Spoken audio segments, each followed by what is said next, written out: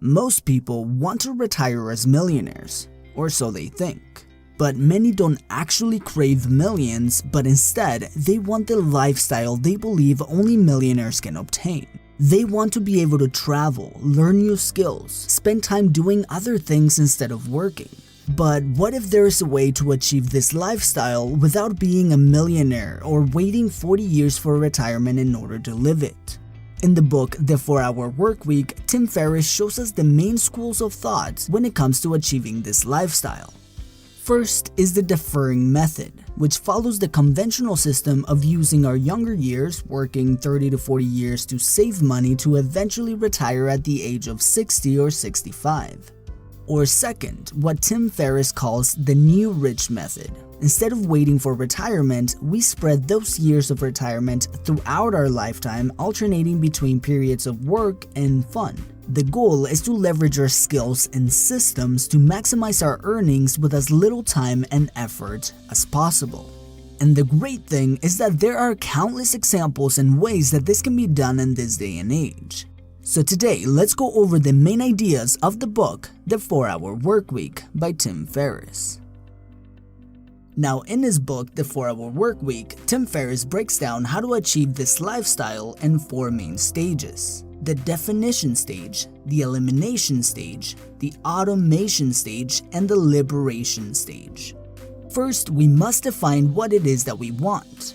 A good exercise is to write down how we want our lifestyle to be, down to the detail. A few questions that you can ask yourself to help you with this are: where would you like to live? If you like to travel, where would you like to go, and for how long? How much time off would you like to have each week? What hobbies would you like to have with your time off? Once we defined our ideal lifestyle, Tim says to start finding out how much this lifestyle would cost. For example, let's say that you want to be able to take 4 vacations every year, and each one costs you around $5,000 each. Let's say that your living expenses cost $35,000 per year, and you have the car of your dreams, which costs you an additional $6,000 per year.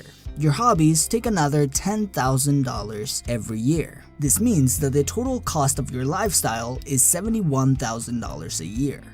Broken down monthly, this lifestyle would cost you $5,916 per month. Now let's include a 30% tax expense and an additional 10% that will go to your long-term investments portfolio. This way you continue to invest money for the future as you're living your desired lifestyle.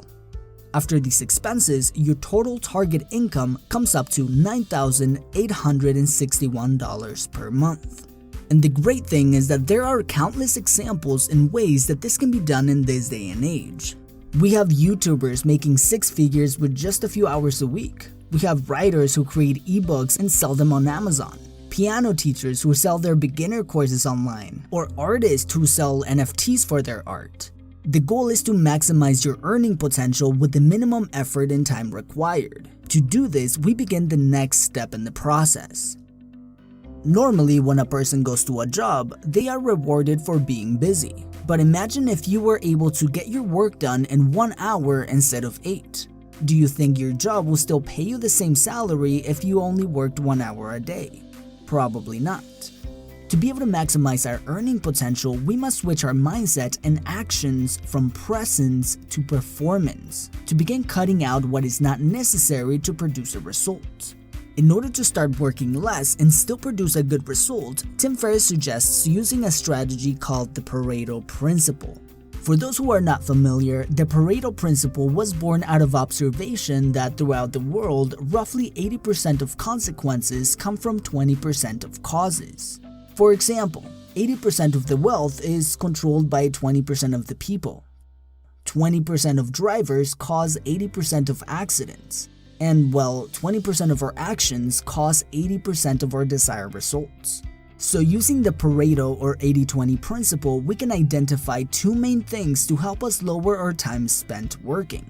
First, we find what is the 20% of activities that are creating 80% of our desired outcomes. And just as importantly, what is the 20% of activities that we are doing right now that are consuming 80% of our time? The goal is to find the inefficiencies in both your business life and your personal life in order to eliminate them. This will also help you find your strengths and those critical few tasks that produce the majority of your results. Once we've eliminated the inefficiencies and found those critical tasks that produce our results, it's time for the next step in the process. Now that we have our critical tasks, we can begin to find systems that will help us maximize our time. You see, even if you only focus on the critical tasks of the business, there's a chance that you will still be working a lot, which can still limit your earning potential. This is why Tim Ferriss makes a big emphasis on removing yourself as the bottleneck of your business as soon as you're able to. For example, let's say that you are creating a YouTube channel. You've already eliminated all the non-essential tasks and listed out all the critical ones that would actually bring you results. But if you're doing all the critical tasks yourself, there is a chance that you won't be able to produce as much content and maximize the potential of the brand, because there's only so much you can do yourself. So in this stage of your business, you want to look at your critical tasks and begin putting them into one of two categories: needs me and doesn't need me. Here, you want to start using other people or systems to remove yourself as much as possible from the lever of the business and only focus on those tasks that only you can do. This is where outsourcing becomes your superpower. Those tasks that don't need you can be outsourced to someone else. So if you're working on building a YouTube brand, for example, as soon as you can get others to help you edit your videos, work the cameras, organize your footage, create graphics, do some research, even schedule your social media posts for you to help you eliminate that time that you spent working on those things, helping you focus on the things that only you can do. This not only removes you as the bottleneck of the business, making it easier to grow, but also lowers the time you're spending on your business while producing the same or even a better result. But Tim Ferriss suggests not stopping there. You can outsource your business, but you can also outsource your life. There are many things in our daily life that we don't necessarily enjoy doing, but things that we have to do, like washing dishes, cleaning the house, paying the bills every month, washing the car, or organizing trips. Imagine not doing any of those ever. Now for many, this might sound quite out of reach or too expensive, and this is where we begin moving to our final stage. The true freedom that comes from this lifestyle isn't just automating one's income, but the freedom of mobility that this brings to us. For the new rich, money isn't the full defining factor of freedom. There are two ways to view income. We have absolute income and relative income. A person that makes less money can have a more luxurious life than someone with a higher income. For example, our friend Tom here makes $100,000 per year. Our friend Jerry makes $80,000 per year. Just by looking at the absolute income, just the total number of dollars, you would say that Tom is richer than Jerry, because he makes more money. But what if I tell you that Tom works 80 hours a week in order to make his $100,000, while Jerry only works 15 hours per week to make his $80,000? This means that Tom makes $26 an hour, while Jerry makes over $111 per hour. One thing is making more money, another is making more money on the time invested. So with income relative to time, Jerry makes much more money than Tom does. But let's take this a little further. Tom has to stay in New York City, which is a fairly expensive city to live in because his job is there. Jerry, on the other hand, can live anywhere he wants to.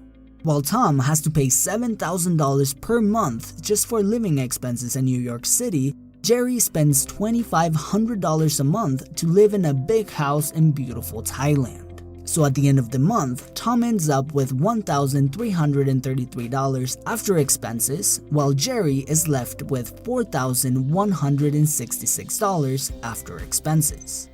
This means that Jerry ends up with more money, more time, and more freedom than Tom does. And this was the breakdown of the book The 4-Hour Workweek by Tim Ferriss. Let me know in the comments which idea resonated with you the most about this book, and also let me know what book you want me to cover next. And as always, thank you for watching, and I will see you in the next video. Please subscribe to my channel if you have not done it yet, and don't forget to click the notification button. I hope you guys learned and enjoyed this video. Thank you, and have a great day.